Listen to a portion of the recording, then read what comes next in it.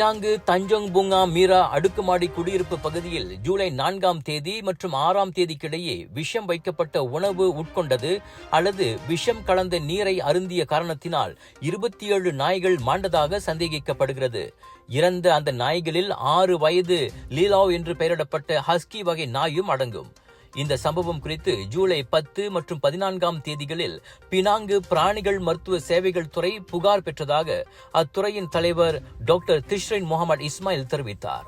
அந்த வட்டாரத்தில் துர்நாற்றம் வீசுவதை தவிர்ப்பதற்கு அங்குள்ள குடியிருப்பு வாசிகள் மடிந்த அந்த பிராணிகளை உடனடியாக அடக்கம் செய்து விட்டனர் அல்லது எரித்து விட்டதால் அவற்றின் உடலில் மருத்துவ பரிசோதனை செய்ய முடியாமல் போய்விட்டதாக அவர் கூறினார். அந்த பிராணிகள் அழுகிய பின்னரே இச்சம்பவம் குறித்து புகார் கிடைக்கப்பட்டது குறித்து கவலை அடைவதாக டாக்டர் திஷ்ரின் தெரிவித்தார். அந்த பிராணிகளின் மரணத்திற்கான காரணம் மற்றும் அவை எத்தகைய விஷத்தை உட்கொண்டது என்பதை உறுதிப்படுத்த முடியாமல் போனது குறித்தும் நாங்கள் கவலை அடைகிறோம் என்றும் அவர் கூறினார். இதனிடையே ஹஸ்கியின் மரணம் குறித்து எந்த ஒரு புகாரையும் பெறவில்லை என அவர் கூறினார்.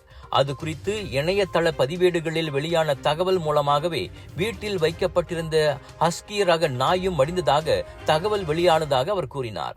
சம்பவம் நிகழ்ந்த இடத்தில் மேற்கொள்ளப்பட்ட விசாரணையில் சந்தேகத்திற்குரிய உணவு அல்லது தண்ணீர் கலங்களில் விஷம் எதுவும் இருந்ததற்கான அடையாளம் எதுவும் கண்டுபிடிக்கப்படவில்லை என்றும் டாக்டர் திஷ்ரின் விவரித்தார்.